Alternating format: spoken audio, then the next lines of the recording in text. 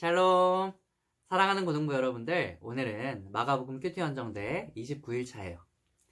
십자가의 옆자리라는 제목으로 마가복음 10장 32에서 45절까지의 말씀을 함께 나눠볼게요. 본문을 아직 읽지 않았다면 꼭 읽어오세요.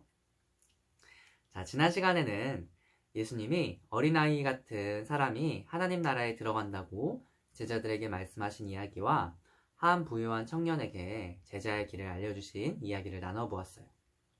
오늘의 이야기는 예수님께서 예루살렘으로 올라가시는 길에 제자들과 나누었던 이야기인데요.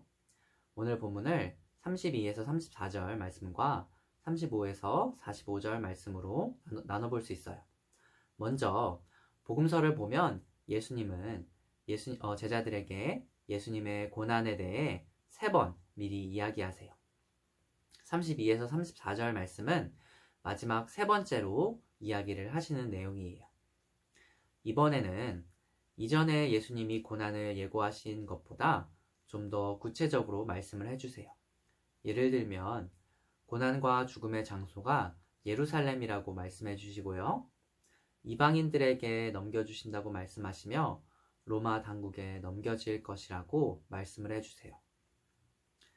그리고 두 번째로 35에서 45절 말씀에서는 야고보와 요한이 등장을 하는데요.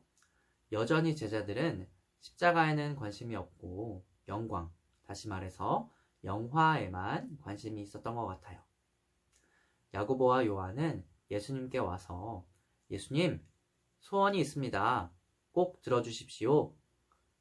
예수님이 그것이 무엇인지 물으시자 그들은 예수님이 영광을 받으실 때에 저희를 하나는 주님 오른쪽에, 하나는 주님 왼쪽에 앉게 해주세요. 예수님이 이전에도 말씀하셨고 이번에도 십자가의 길을 말씀하시는데 예수님이 안 죽으시겠지? 부활만 하시겠지? 어떻게 죽음 없는 부활이 있을 수 있겠어요? 여전히 깨닫고 있지 못하는 모습이에요.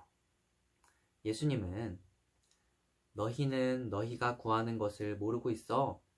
내가 마시는 잔을 너희가 마실 수 있니? 내가 받는 세례를 너희가 받을 수 있니? 하고 말씀하세요. 그럼요, 예수님. 예수님 또한 그럴 수 있다라고 말씀을 하시지만 예수님의 오른쪽과 왼쪽에 앉는 일은 예수님이 아니라 아버지 하나님께 달려있다고 말씀을 하세요. 예수님께서 말씀하신 잔은 예레미야 25장 15절 말씀을 보면 하나님의 진노의 잔이 나오는데요. 죄악으로 인한 형벌 또는 심판을 의미해요. 예수님은 죄가 없으시지만 우리를 대신해서 형벌을 당하셨어요. 다시 말해서 잔은 예수님의 고난과 죽으심을 의미한다는 거예요. 그리고 세례는 원래 침례라고 해서 물속에 풍덩하고 들어가는 것을 의미해요. 물속에 들어갈 때 죽고 나올 때 새롭게 태어난다는 의미예요. 로마서 6장 3에서 5절 말씀을 보면 그리스도와 합하여 세례를 받는다는 것이 예수님과 함께 죽고 예수님과 함께 새롭게 태어난다라는 것을 의미해요. 야고보는 제자들 중에 가장 먼저 순교한 자가 돼요. 요한은 순교했다는 기록은 없지만 생의 마지막을 유배지 반모섬에서 보내며 요한계시록을 기록하고 제자의 길을 걸어갔다는 것을 알 수 있어요. 그들의 마지막 모습을 보면 그들이 정말 예수님이 마신 잔을 마시고 예수님이 받으신 세례를 받았다는 것을 알 수 있어요. 하지만 당시에 그들이 생각했던 그 오른쪽과 왼쪽의 자리를 얻는 것은 아니었을 거예요. 사랑하는 고등부 여러분들도 예수님의 길을 걸어갈 때에 세상이 말하는 영화가 보장되지 않는다는 것을 기억하면 좋겠어요. 자, 그리고 41에서 45절 말씀에서는 나머지 10명의 제자가 화가 났는데요. 왜 화가 났을까요? 야고보와 요한이 따로 예수님께 자신들 한 자리 해달라고 부탁한 것이 너무나도 못마땅했기 때문이에요. 그거 우리 자리인데 아, 쥐들이 뭔데? 사실 그들이 이렇게 불쾌감을 드러낸 이유는 마음 안에 본인들 스스로도 그런 권력 욕심이 있었기 때문일 수 있어요.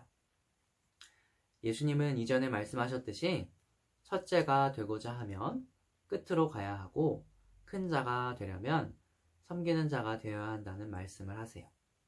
그리고 유명한 말씀을 하시죠. 45절 말씀인데요. 인자가 온 것은 섬김을 받으려 함이 아니라 도리어 섬기려 하고 자기 목숨을 많은 사람의 대속물로 주려 함이니라. 아멘. 자, 오늘 말씀을 간단히 살펴보았는데요. 예수님은 이사야 선지자가 예언한 고난받는 종으로 이 땅에 오셨어요.